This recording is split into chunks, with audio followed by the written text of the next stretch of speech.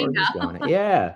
Okay, well, as everyone starts coming in, we're so excited to have you. You are entering into our webinar, The Expansion Traps, Scaling a Home Service Business. You have a great panel here today, so we'll give a few minutes for everyone to join.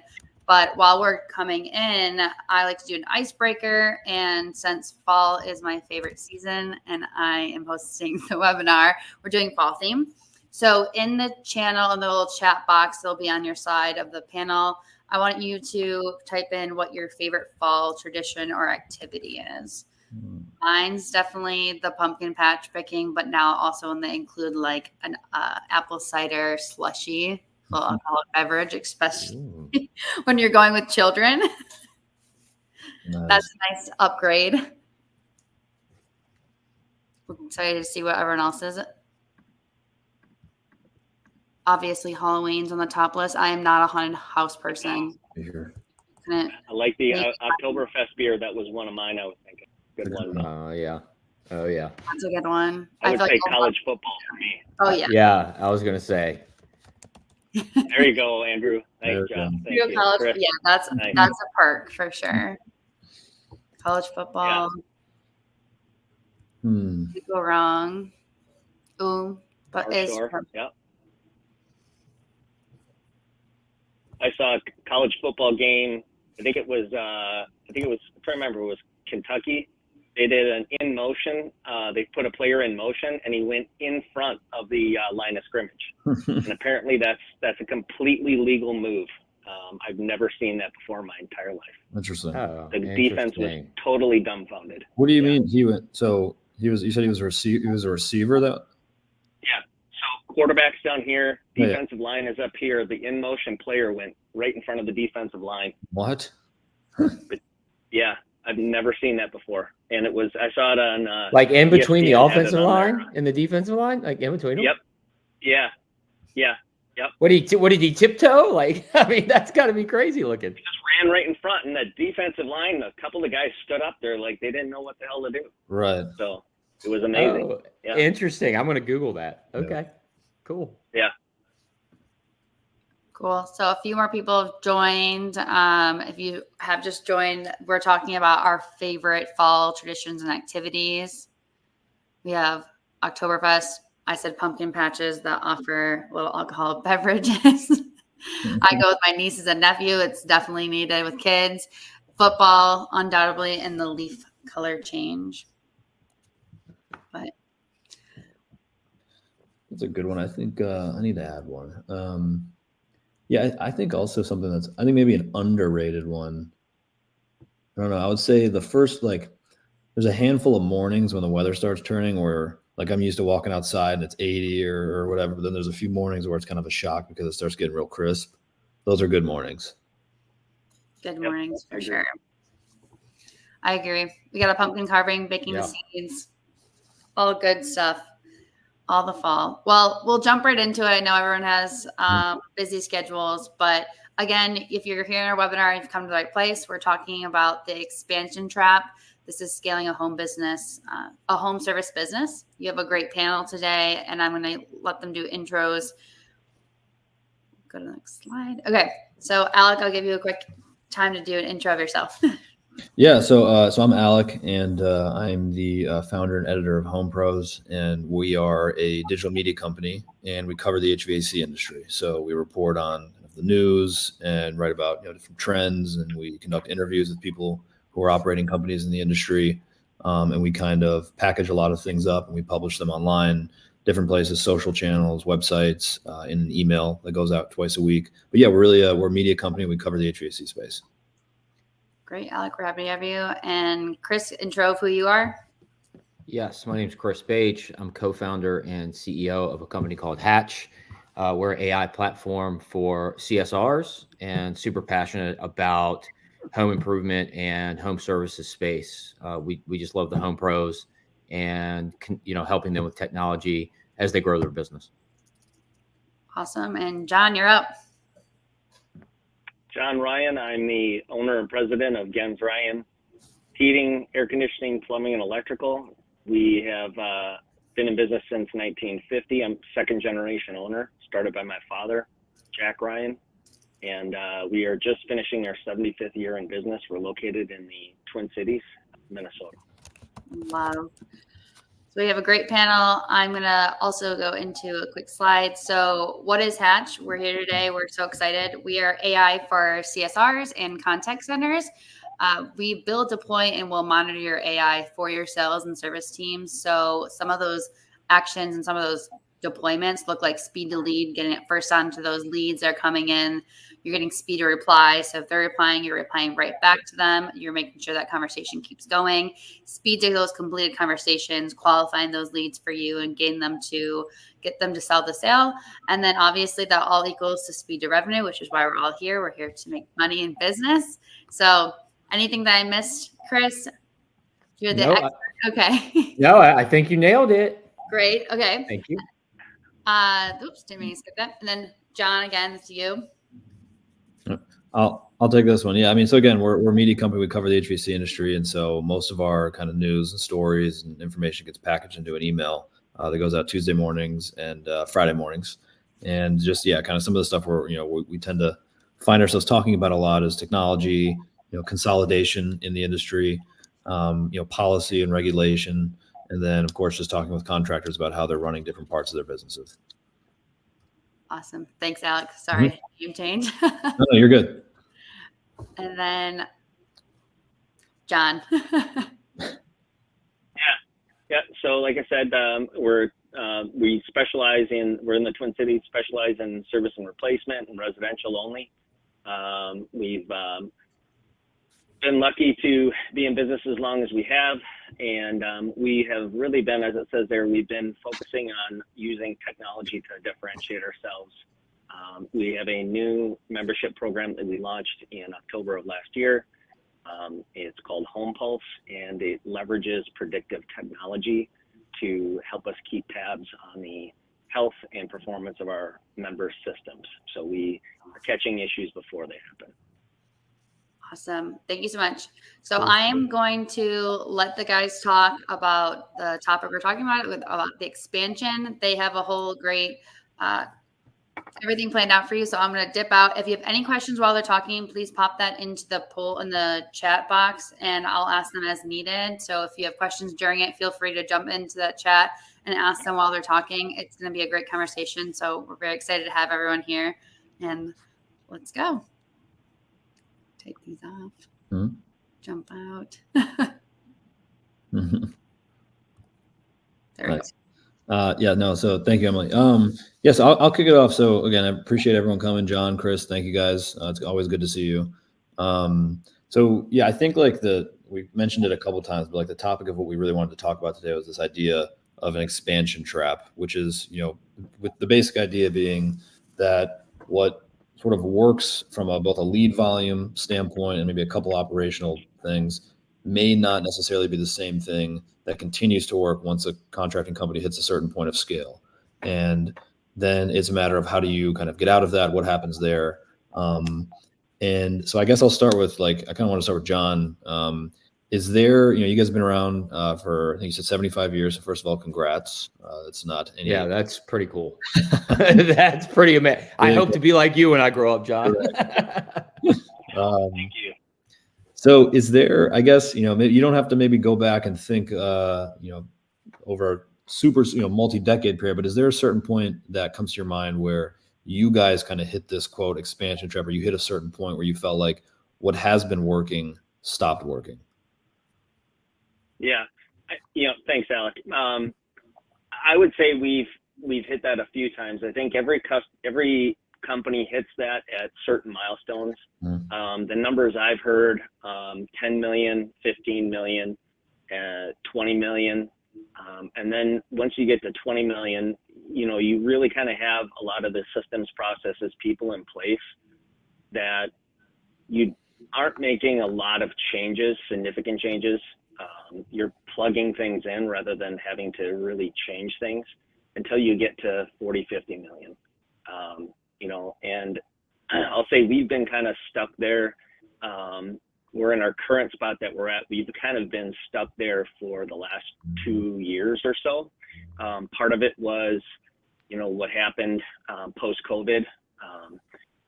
we got in, and I think everyone who was in existence in our industry during COVID, we were all unsure what was going to happen, and then all of a sudden it took off like gangbusters.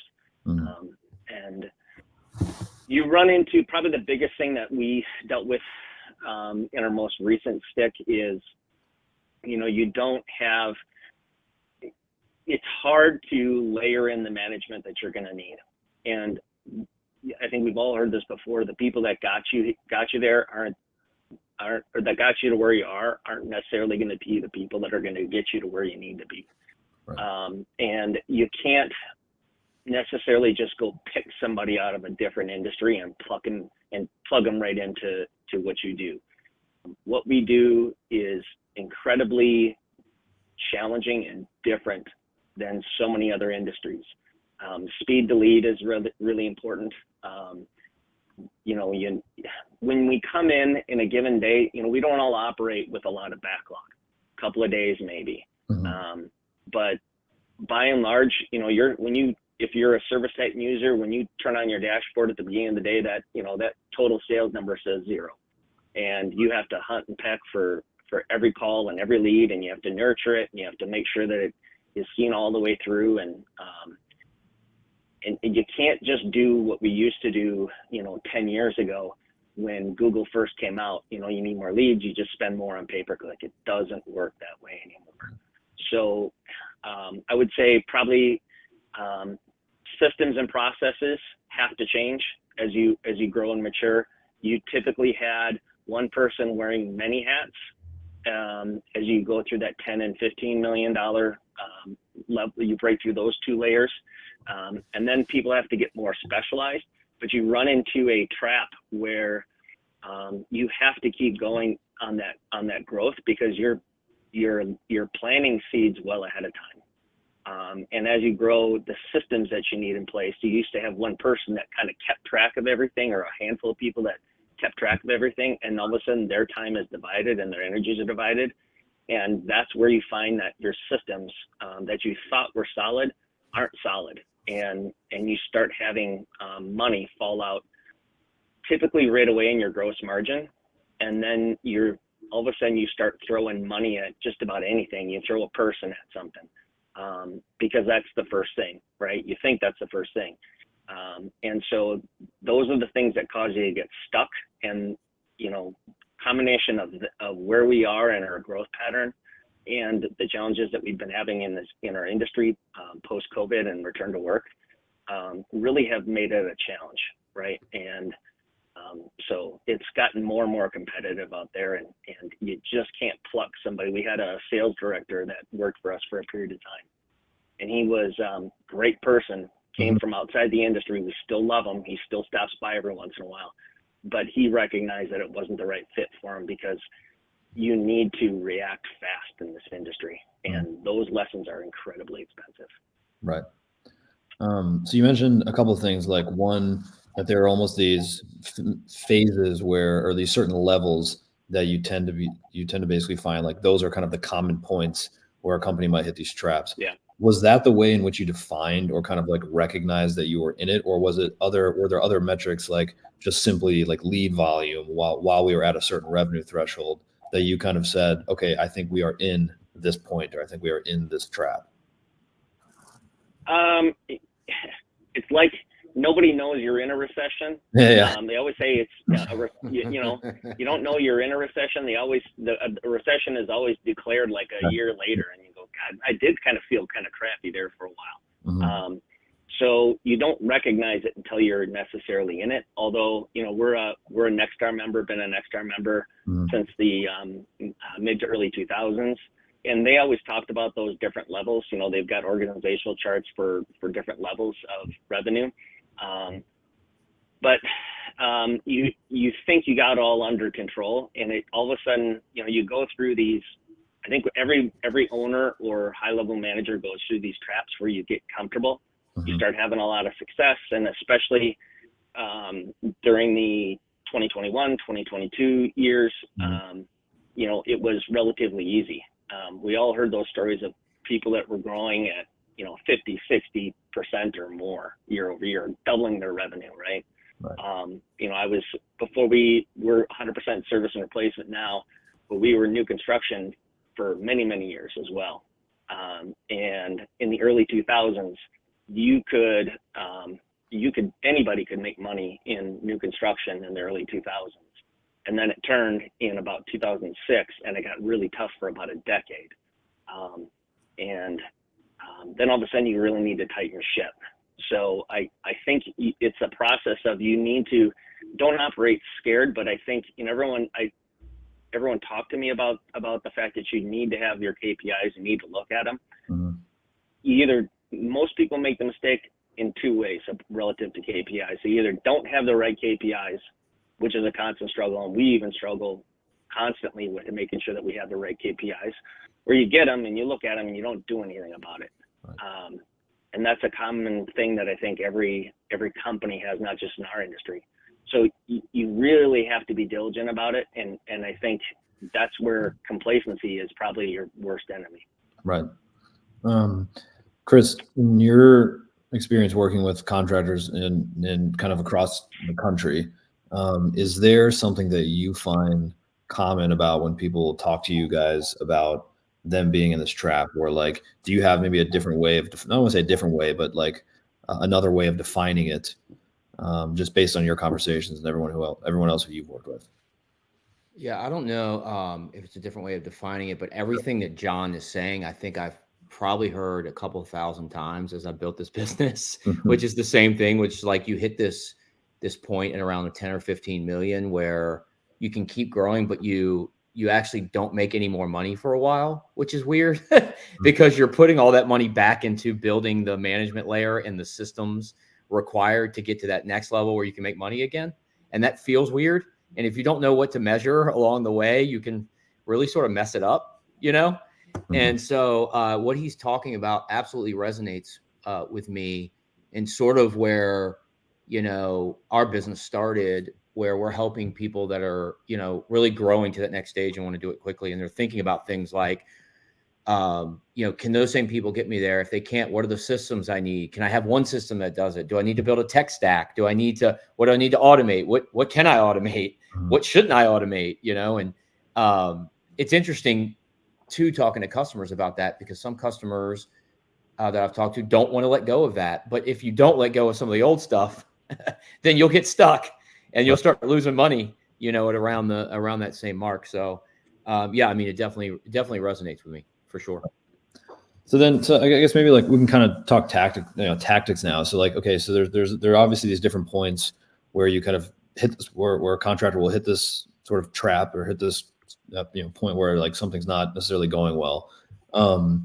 Jon, when you had experienced that, let's say going from 10 to 15, were there certain channels, like whether it's a marketing channel or just other kinds of like areas in the business that you kind of noticed started tapping out first, or where you noticed it happening first? I know you mentioned the kind of the recession comment where it's easier to look back at it, but like, were there certain areas that you found were tapping out before others? Good question. Yeah, I would say it's probably, when you're $10 million or smaller, or especially $5 million or smaller, I think it's the field supervision is a lot easier to manage. You can have contact with every person. Right. And then, I think so often you either run in, when you're there, you're like, we need a manager, and you try to promote somebody, and we promoted many people. Mm-hmm. That was kind of our plan for a long time, was to promote somebody. You promote them, and I think the tendency is, especially as because everybody's learning, every business owner is learning. It's not like we've all been through this a million times. I mean, I'll take that back. There are some people in our industry, that have been through this multiple times. Everyone, Ken Goodrich and some of those other big leaders in our industry who have been here, quote unquote, many times. But for the rest of us, for us normal people, or not normal, our average people, right? We are learning these things as we go. Right. And you don't know that you need help, until it's too late. And so I think it's that middle layer of supervision that I think is the biggest struggle. And it's not necessarily, like the best football coach isn't necessarily going to be Joe Montana's not necessarily, just because he's a great football player, is not going to be a great football coach. Right. And so it's not always your lead tech, but you struggle in this industry in gaining credibility with a manager or supervisor that you bring in. There, especially as you transition from those people who are used to reporting directly to you as the owner. And then all of a sudden you get one or two layers removed, and you'll hear people saying, I wish I liked it better when we were smaller, back in the old days, and that's a tough one, man. I mean, because you're gonna have those, you're never gonna make everyone happy, because you are gonna have those people who are gonna want to grow and advance. And you have to provide opportunities for those people, otherwise you're going to lose them. But then you're also going to have some people who like to have it, small shop. We've lost a few people, very talented people in our organization recently who went to work for smaller companies. Right. A smaller company is able to pivot in a way that a mid to large size company is not going to be able to pivot, because we have systems and we have processes, and you have to communicate that down. And a mistake in a bigger company, the larger you are, the longer it takes for that mistake to really become apparent and visible to you. In a smaller company, you're going to see those things more readily, right? You probably were servicing many of your customers. Many of your customers know you, the owner, by name. And as you get bigger, that gets more challenging. So I would say that middle layer management, when you start getting less and less involved in the day-to-day, you don't know, people say you have to work on your business, not in your business. And the big challenge is like figuring out what that means, what that transition means for you. You can't just necessarily plug somebody in and, okay, well, now you're running the day-to-day. You don't want to micromanage them, so you step away. You see some things not really going the right way. What do? Do I manage the hell out of them and tell them everything they do? Well, they're never going to learn anything. The only thing they're going to learn is if I get stuck, I just get John involved, or I get whoever involved. So it's that field operations that's the biggest thing. Mm-hmm. And then the next thing that comes is your financial operations and processes. Everyone is one other position that I've heard people talk about. As you get larger, as you get X of 20 or X of 15, especially into X of 20, is that you really need a strong controller. And I think that's really underestimated what that means, because that person who's going to do more than just enter the tickets or do the bookkeeping. Bookkeeping is not controlling, is not CFO work. It's analysis and decision. And they're going to see a lot of those things, and the good ones will report those to you before they're a problem. And you have to be able to, like, our goal that we're working towards is, look, we don't want to wait till the end of the month. The end of the month shouldn't come for us, and it's a surprise how it turned out. Right. We want to know, did I win this week? What do I need to do to win this week? And did I win the week? And you should know by the time you get into the second week of the month, whether or not what the month's going to turn out to be. If you're waiting 5 to 10 days post month close to determine whether or not you won or lost, you're way behind the ball. Once you get to winning the week, then you got to get it to winning the day. And that's where you're looking at all the metrics from the call center, right on down the marketing, call center, and field performance. And those are hard things to learn. You think you can do it, but I promise you, it's a lot harder than it sounds. It really is. And it takes good people and a commitment by you and the rest of your organization to get behind it. Right.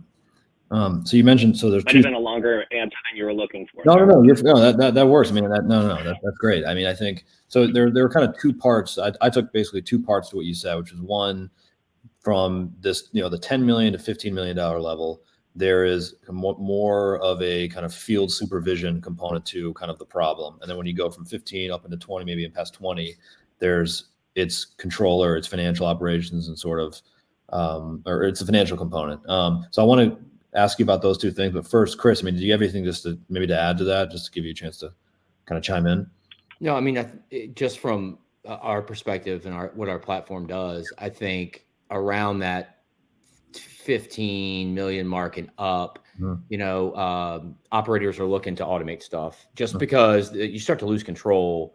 And you know that what the job you used to do day in and day out doesn't get done like you used to do it. And so you have to automate some of this stuff so that you make sure every customer gets talked to, every follow-up gets made in the same way that's caring and deliberate, and you deliver that same service that you did at 5. Hard, extremely hard. I'm experiencing it too. And so, you've got to think about automating that stuff in some way, but still making it personal, because you can't lose that either. And that gets harder as you grow. So that's it. Right. John, what about from a lead standpoint? So to kind of, because I do want to get into the technology and like the automation standpoint, but from a lead standpoint, let's just going back to maybe the 10 to 15-ish mark, because are there things that you had noticed worked really, really well at 10 that maybe stopped working from a lead generation standpoint? Like, is it Google kind of tapped out beyond X dollars or no? Well, I don't necessarily think that those things change as you get bigger. What I would say is the time, what has changed with time and what's happening outside of your company and even quite honestly, even in our industry. Google has, Chris, you can probably speak to this, the amount of changes that happens with Google and their algorithm. And, first with LSA is they were going to keep them priority to local. And then now they removed that, to wherever the user was. Now they're removing that. And it's about how fast you respond. And, we heard all those things about, on Google My Business, you need to respond to the leads that come through Google My Business. You have to respond directly in that portal. And it's a constant guessing game. We had a while there where we, quite honestly, non-branded pay-per-click, we stopped doing because it just, our customer acquisition costs got so high. And then we had so much private equity come into the market that they bid up all of that so high that it got so unrealistically difficult to make those leads work. You talk to your digital marketing agent. That's another thing is the role of the digital marketing agency has changed quite a bit as well. And I heard Cristiano from Rhino has been saying, you can't just produce leads. It's not about clicks anymore. It's about leads and quality leads, and you have to help and coach. Everything is changing so fast. The way tech has come into our industry has changed. The other thing I would say is, as you're smaller, you can, it doesn't take as much to fill your schedule when you've got 5 guys or 5 techs in the field as it does when you've got 25. That can be a huge task. You can't turn the knob on Google fast enough for that. If you increase your spend on your pay-per-click account too fast, then the algorithm has to, as I've been told recently, then the algorithm goes back and it has to relearn. So you actually lose your efficiency. So you have to notch those things up. But I would say that as you get bigger, it's how you treat your leads. And this is where, shameless plug for Chris's company. That's where nurturing every lead all the way through till the very end. You have to count on a certain number of leads from new customers and then you go back and once you're getting those, you're nurturing those and making sure that you're following those through this. You have to answer the leads quickly. You have to, once you do a proposal, you're following up on it. You have to have, we say here, you have to have a clear future on every customer. I'll email you and then just get back to me, email you the proposal and just get back to me when you're ready. No. There's a structured path for following up on those things because it gets harder. The leads, especially when you go through what we've gone through in the last 12 to 18 months, you have to nurture every opportunity because the next one isn't there. We got so used to, and I guess I'll call it complacent, again, about just assuming that the phone is going to ring, and it doesn't. You have to make sure that you're seeing everything through. And then you get into these situations, especially in our market, where we came off the warmest winter on record in Minnesota on Christmas Day and Christmas Eve last year. It was 50, 55 degrees, and we had 2 inches of rain, which is atypical. And we had the warmest winter on record. And then in June, this is the first June in a decade where we did not have a 90-degree day. Yeah. All right, so what are you going to do? Everyone around you is cutting their prices like crazy. And you cannot get caught in that race to the bottom, because there is no future there. You can't do it for nothing. You have to make some profit on it. And for every 10% that you cut your prices, you have costs are going to happen whether you sell one job or 1,000 jobs. Those costs are still going to be there. So you have to, as you get bigger, you have to make sure that you're nurturing your customer base. Your lead makeup has to be based upon lead generation services, mining your own customer database, and then going back and making sure that you're seeing all of those opportunities that come your way all the way through to the end. And that is something that we do. Cross trade selling has got to be huge. And you mentioned it on what we call by the ways. When you're on the phone, we're training our CSRs to, by the way, while we're out there for your furnace, I noticed that your water heater is on the older side. Let me schedule a plumbing technician to come out there, and we'll do a flush and fill for you at the same time. Right. You get that done. Then the technicians have to mention it, and then your debriefers have to mention it. All of these things kind of play in more and more and more as you get bigger, because the leads are, if you double your size of your company, you cannot count on the double the amount of leads being available to you to be able to make that growth happen. Just right. Doesn't work.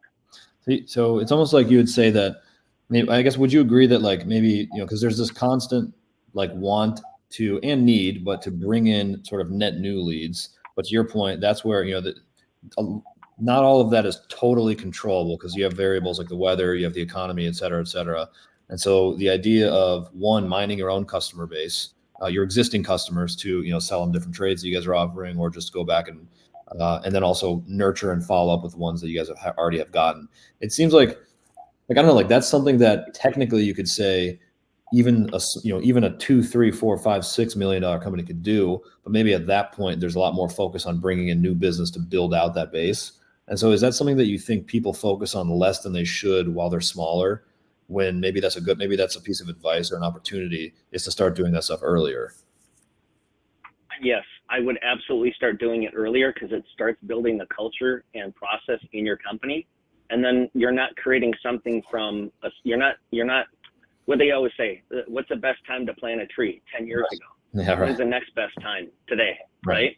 So start now, and you're planting those seeds that you're gonna be able to reap the benefits of that work when you are bigger, and then those barriers are not going to be as hard to go through. Systems and processes you can get buried in them. Mm-hmm. You have to make sure you're not creating a process just for the sake of creating a process. And then the other trap people fall into is you write those processes, you put them in a really nice 3-ring binder and put them up on your bookshelf, and then and you never look at them, and you never review them, right? Yeah. So it's a constant thing. But yes, to answer your question, Alec, yes, start doing it now, because it only takes, if you get one cross-trade sale through an by the way in your call center today as a $5 million company, that's going to have a much bigger impact on your performance than when you're a $15 or $20 million company. And, for us, we're looking for anywhere between, if we get a half a dozen by the ways through our call center in a day, that's a good day for us. Yep. But, I would say, on the outbounding side of things, I get a report at the end of the day. We're doing, between text messages and phone calls, we're doing anywhere between 800 and 1,500 outbound attempts in a day right now to fill our calendar. So, you have to do those things. Start doing them now, because they're going to be a lot easier when it's part of your culture early to grow those systems than trying to get, it took us, we've been training by the way for about a year and a half. And now we're just finally really starting to get steam on it. Yeah. So Yeah, so start those things now. Right. Start those things now. They'll have a much bigger impact on you when you're a $5 million company, and you'll be much better at them as you grow, because it's going to be part of your culture. Right. Yeah, it's almost like the I was going to say that the last part was what I was thinking as you were saying that, which is this idea of like when you kind of think the example or analogy I heard, I think it was the Airbnb guy or something, and he was talking about, he's like, when you bake a cake, like you basically have to put all the ingredients together before you put the thing in the oven, because it's once you stick it in the oven, it's hard to kind of disassemble take it out and kind of redo it. So I mean, I get that. Chris, on the he mentioned on outbounding and text as channels, like you have a lot of access to what contractors on your platform are doing as far as how they're designing their campaigns. Is there any, maybe one or two or three or whatever comes to mind, like specific templates or ways in which some contractors are designing these, outbounding campaigns or ways in which they're following up and nurturing leads that you find are working better than others? Yeah, for sure. I mean, the two most popular that I see, the one is, we call it rehash, but what I see the best companies doing is they're saying, hey, if we have sort of an in-home first sale close policy with our sales folks, if that doesn't work within 48 hours, we're putting it into a process, be it Hatch or whatever process they have. And that customer is going to get outreach, from a manager type of profile, or at least they set it up that way to say, hey, you didn't move forward. We'd like to know why. And that happens for like at least 7 attempts to figure out what's going on. Because typically what happens is if they didn't buy right there on the spot, is they're probably shopping it. And it's probably because of, pricing or financing or whatever, the normal objections are. But unless you're surfacing those and sort of doing that over and over, you can't just do it with one. Every single person that gets a quote that didn't buy needs this experience. And the best folks are doing that and rinse and repeating it. And their close rates are, going up by 5 to 8%. That's sort of what I'm seeing across the board. So that's one. I think the second one that I'm seeing is customers that are targeting past quotes, like of people that bought, but maybe didn't buy the whole recommendation, right? And so these are like just past customers, and you're reaching out and you're saying, hey, what about this other thing we talked about? that you didn't move forward with. I'm just checking in on you. And it's funny, if you check in on people that have actually paid you in the past, yeah, you'll get some service things that you didn't expect and some feedback that way. But if you do it in a rinse and repeatable way, they're building pipeline off that. And that's how they're getting, new leads, when new leads in the market either dry up or they're not cost effective. So I can't go to Google and buy a lead for $800 right now. What am I going to do? Well, talk to some customers that you've dealt with in the past that maybe didn't buy everything that was on the quote, or, maybe reach out to them about a membership. And if you do that in a rinse and repeatable way, they're able to drive revenue. Right. And that's how they continue to grow. Those are my two big ones that I see right now. And so you're saying for that first one, so it's a 48-hour starting point. Let's just say somebody says no or they don't move forward. It's a 48-hour starting point. Then you mentioned there are 7 kind of attempts or pings. Is that, I mean, and if you don't, it's okay if you don't know, but like, are you doing it, Monday, maybe not every day in a row for 7 days, but then there's probably this idea of email versus text. Just curious as to any like color on maybe how somebody. It's 7 attempts. It's all of it. Voice, email, text, 7 attempts over, 2 weeks is what we see working really well.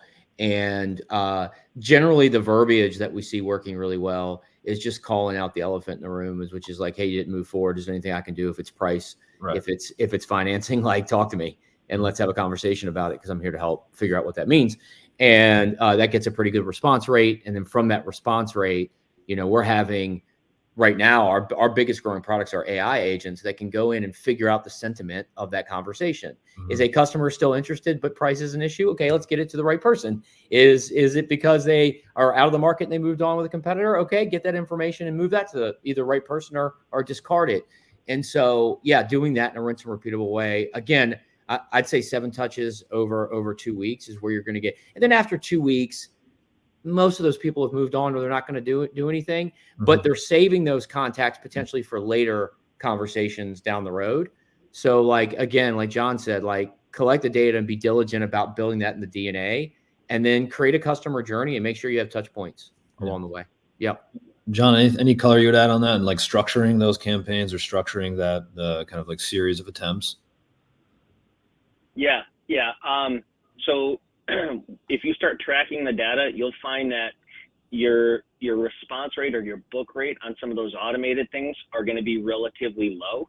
Mm-hmm. But if you tag that with a live outreach, then that first call that they get from a live person in your office, that's not going to be the first time that they've seen it, or you've already planted the seed. So a lot of this is planting the seed in it. And I would say, there's on a technology side, there are so many things. And when you interviewed me for Home Pros, Alec, we talked about that. There are so many technology platforms you can invest money in these days. So many of them you don't necessarily need right away, but a system for nurturing and speed to lead similar to Hatch. We are a Hatch customer. We've been on Hatch for many months now. I think we started, Chris, with you guys at the beginning of the year. You cannot operate, I don't care what size you are, you cannot operate your business if you're serious about growth, or even in this environment, maintaining where you are. You can't do it without this type of a platform. You can, it's going to take a lot more work though. And you will not have as much success. You can set up a campaign, very much set it and forget it. If it's, working with the service titan APIs, there are some limitations as far as how much API stuff you can do within Service Titan. So you might have to be exporting lists. But set them up. It doesn't take a ton of time. You don't feel like if you're in that, below 5 or 5 to 10, don't feel like you have to do a ton. You don't, but do a couple of things and do them very, very well. And then once you get a really good understanding of how that works, then you can always layer things on.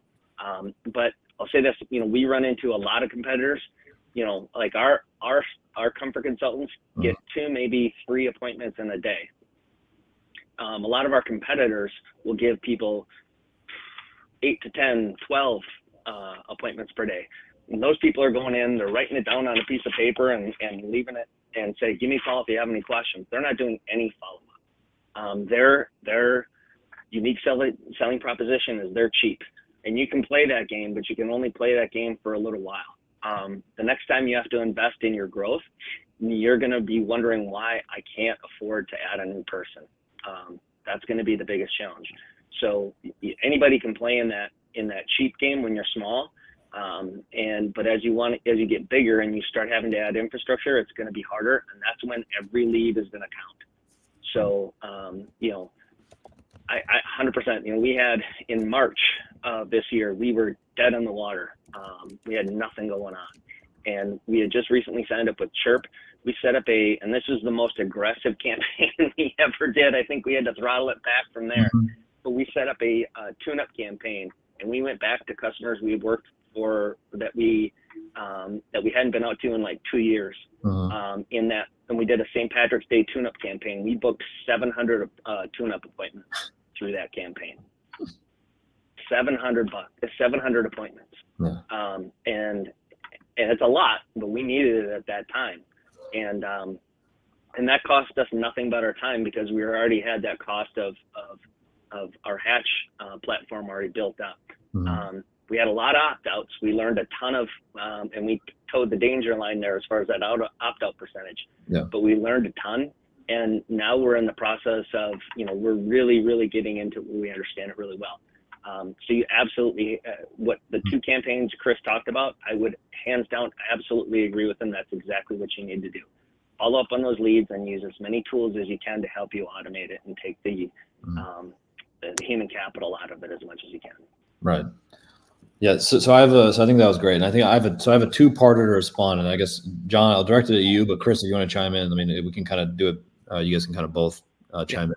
Yeah, sure. So I guess first part is so John, it sounds like, and this is maybe just an agree or disagree, but your kind of advice then is, regardless of size, maybe, whether you're 2 million, 5 million, 6 million, there's obviously constraints. You have more constraints than you do when you're at 30 million. However, your point is that something that allows you to follow up and nurture leads is maybe the one piece of critical technology that you should probably invest in, even if you have constraints at the much earlier stages. That's what I got from what you were saying. Is that kind of correct?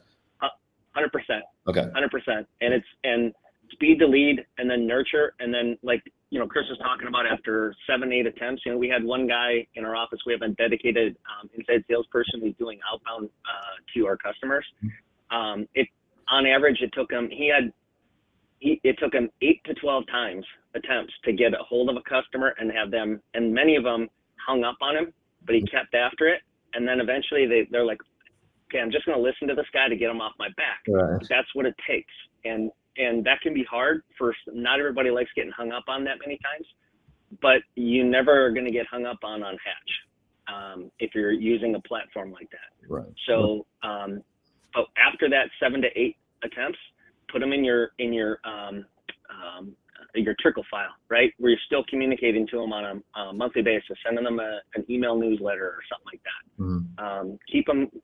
Those are your customers that you bought and paid for. I saw John Torrey, who does, I'm trying to remember John Torrey's company name. Searchlight. Searchlight. Yeah. Searchlight. Yeah. Everyone's listening. There's 2 things you need to subscribe to. Number 1, you need to subscribe to Home Pros.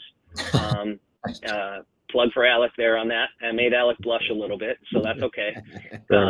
And the other thing is subscribe to Searchlight, John Torrey's email that he sends out, where he talks about performance of pay-per-click and all of the systems very similar, like Hatch or very similar to Hatch, talking about that performance. Get that information because it helps you. But one thing in Searchlight's responses is average cost for an LSA lead is about for customer acquisition costs about $300 to $400. So that's, you've already spent. How many times do you want to? If you had to spend $300 to $400 and have it be cash every time, it'd be pretty painful. But we don't think about that with our customers once they're ours. You already paid for them. You've done the heavy lifting. Don't let them go. And that's where nurturing your customer base is something you absolutely need to do. And 100%, I agree. All those other technology things you maybe don't have to do, but something like Hatch is something you absolutely need to do. Right. 100%. Is there a way in which, like, I imagine, like, let's just say, I'm a contractor, I'm at maybe 5 million, and my next, what I'm setting my sights on is 10 million, and then of course from there it'll be 15. And I'm trying to think about staffing appropriately because, again, I have constraints, but I do agree. Let's just say, I want something that will help me kind of technologically nurture, follow up. So I get that, and I'm willing to invest in it. How did you, I guess, maybe just in your experience, like, approach staffing to augment that, or approach augmenting staffing with it? Like, did you have at a certain level, maybe somebody kind of managed that part-time, and then as you hit a certain threshold, you brought somebody on full-time to do that plus outbounding? Like, how did you think about the staffing part of it? Yeah, I made a lot of mistakes and wasted a lot of money. That's how I learned. I probably could ask for help. Sure. I could ask for help, and I didn't, or I asked for it and I didn't listen. No, I would say, probably, you're going to have, look, your call volume in the call center is not constant throughout the day. I can only speak from our experience. You get about between 8 and 10 a.m. You're going to get a rush, and then it's going to go down a little bit, and then you might have an afternoon rush, and then you might have one later in the day. So you're going to have ebbs and flows in your call center volume. Assign that to somebody in your call center to manage. Give them very narrow guide rails to follow, and don't ask the world of them, just a couple of things. And if you're working with a company like Hatch, they will help you build these campaigns. You're not going to have to do these all on your own.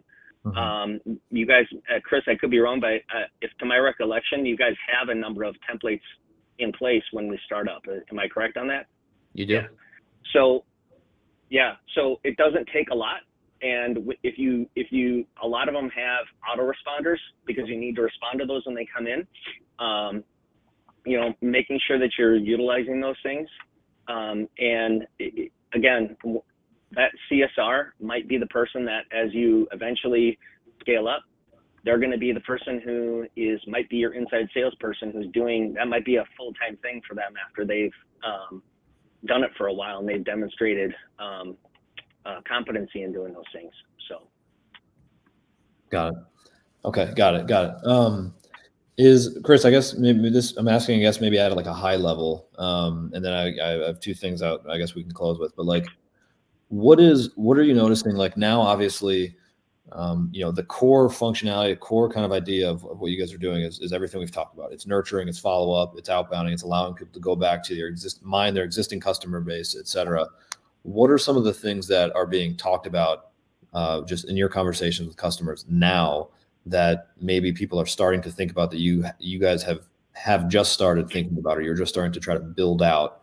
You mentioned something about, I think it was your AI agent earlier, but just curious. I guess you can answer it from a product standpoint, but I guess Right. more, I guess take it how you want. Well, I mean, I would say this. I mean, I think everybody on the call has played with ChatGPT, right? So like AI is real. I don't think it was two years ago, not at the extent at which it is now. And so there's just so much investment going into LLMs. And the reason that's even important to this industry is that some of the communication that we're talking about here can and probably should be automated, right? The back and forth, asking questions, to the customer, qualifying and disqualifying leads, figuring out if they're in your service area. I mean, these things are very expensive human interactions that can and should be automated. And so I'm spending a lot of my time. We started this investment probably about a year and a half ago when it wasn't really working. But now that it is, really rolling this out to customers and spending a lot of my time talking to them about the trouble that they're having to staff outbound CSRs and inbound CSRs. It's tough because I think frankly, with inflation, the rate of pay, it's hard to staff that at $30 an hour, and so, at $17 an hour, it kind of made sense, but, it's hard to find people to work for that rate anymore. And so there comes a point where you have to augment some of that. And so the change I'm seeing is companies, like Jon's, they're investing in $30 an hour people, but instead of hiring to scale this up, instead of doing, 5 CSRs, they're maybe trying to do it with 2 really good ones and use AI, and where these folks are actually monitoring the AI and jumping in the right conversations at the right time, or letting the bot take it to the end zone in appropriate places. So they have sort of more reliable, high performers at a little bit higher rate, but they don't have to hire 5 people at $22 an hour, maybe 2 at 30. And so like, it's such an interesting change. And I think it's just going to keep evolving more toward that way, to where I guess, the high performers are spending time on the right things, right, which is driving revenue. And some of the sort of rinse and repeatable outbound actions and the disqualifying and the, just the I'm not going to, say simple stuff, but some of the rinse and repeatable stuff AI can handle. And so that's like the big conversation that's happening right now. And I'm spending most of my time there, and we're building toward that to help these companies accomplish it. Yeah, I would echo exactly what Chris said there. I would say on average, about 30 to 40% of the calls that come into our call center on a daily basis are actual leads. So that means, there's a considerable amount of wasted time. Right. Of, you get robocalls, you get vendor calls, you get customers calling to confirm their appointment, you get technicians calling, you get all that stuff. I see, and I don't think it's going to be very long. I think it's going to be within the next 6 to 12 months. You're going to have an AI that is going to be able to be your level 1 CSR. That is effectively vetting your calls, every call as it comes in, and they're transferring a warm lead over to a level 2 or level 3 CSR. Chris, beyond to kind of compound exactly what you said about, $30, it's not just the $30, it's the turnover that happens. Oh, the attrition, right? The attrition, you can't keep up with it. Yeah. Yep.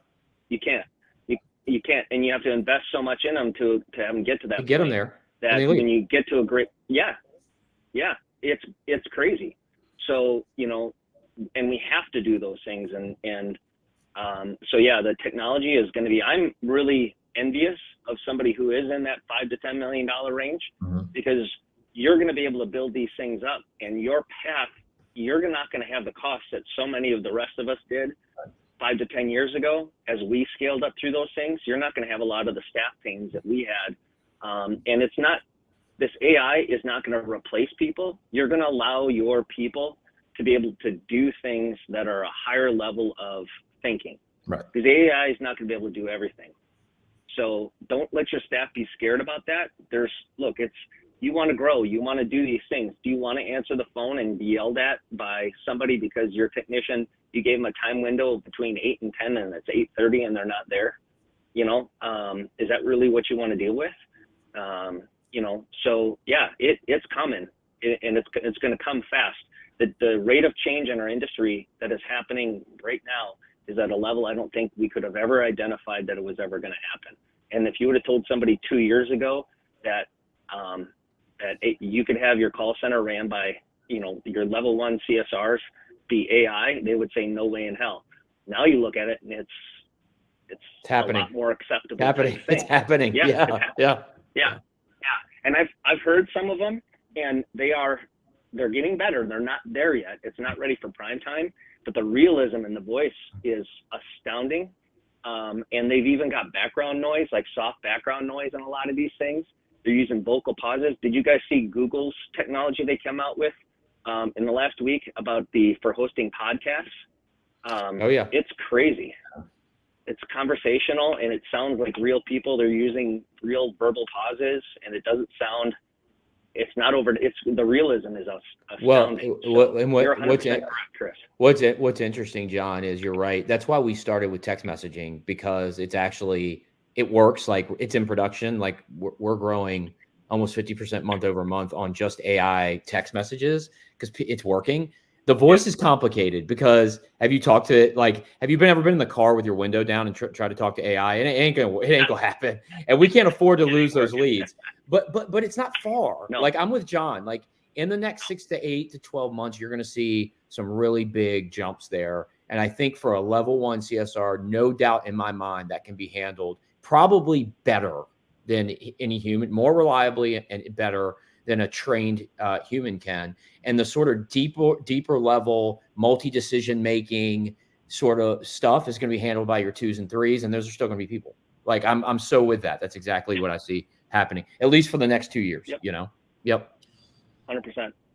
Yeah, it's interesting to think that the thing that is crazy to me about technology in general, and this is a general statement, but is that it's usually like an exponential sort of curve in terms of how these things get adopted and then how they advance. And so and that's true going back to, let's just say, I don't know, I think the iPhone was only, I think it was 2007, 2008 or something like that when it came out.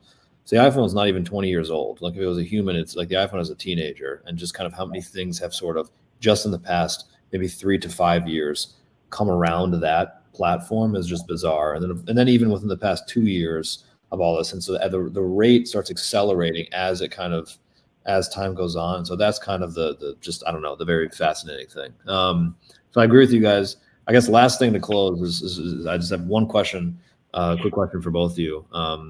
And that is, what do you think, Chris, I'll start with you, Chris. What is just a total BS myth that exists about growing a company?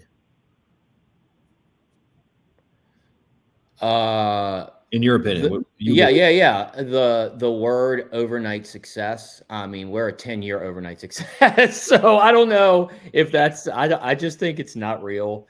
There's just so much work that goes into it. So, I mean, people that are growing and sort of feeling impatient about that growth, and I think it's just totally normal, and you have to stick to it and deliver a great product to your customers and work as hard as you can to do that, and you nail it. But I just think the overnight success sort of mantra, get rich quick. Like, I just don't believe in it. I think you got to work toward it. And if you work hard enough and try to satisfy your customers with a great product, you win. And that's just doesn't happen overnight.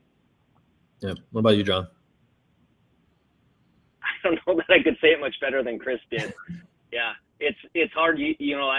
There's a lot of those podcasts that are out there, the industry podcasts, and you listen to them, and they got all these high flyers out there. They're just killing it, right? And it gets, at first it's motivating, and then after a while it kind of becomes defeating. Because it's like, God, do you guys ever make a mistake? Right. So yes, the do. only thing I would add to it is, like, I don't, yes. Yeah. They do. So everyone makes a mistake, and live up to it, own it, and ask. You want to find somebody that's successful and hasn't made a big mistake. If you got an opportunity to look behind the curtain and see their financials and how they're doing, they're struggling. I guarantee it. They're presenting a really good outward face. Right. So, and everyone in this industry is always willing to tell you about their successes. They're just not necessarily willing to tell you about all their failures. And I will tell you that is a frustration of mine. And I have failed more times than I cared to think about. But you just got to pick yourself up and dust yourself off. And like Mike Tyson says, everyone's got a plan until you get punched in the face. So. Yeah, that reminds me, John. I remember we talked about a similar topic the first time we ever talked. I think that's why you and I'm happy. Whenever the time is right, you and we can start our own podcast, and it can be only about failure. We're just bringing everyone to. Yeah, that sounds good. There's never a lack of topic, you know what I mean? Like that just goes on. Yeah. Yeah. I mean, the only people we'll bring on are people who have not worked, like the companies didn't work. And that's exactly what we'll bring on. We'll call it HVAC therapy. Yeah, right. It's so funny. John, I always think everybody must be so much smarter than me, but now I'm starting to realize we're all just figuring it out. That's great, man. That was a great comment. Well, cool. Thank you guys very much. I mean, thank you everyone. I think we ran just over an hour, 1 minute, by a minute. I'm good, guys. I think this is great. I really appreciate it. I think, hope everyone enjoyed it. And just thank you guys.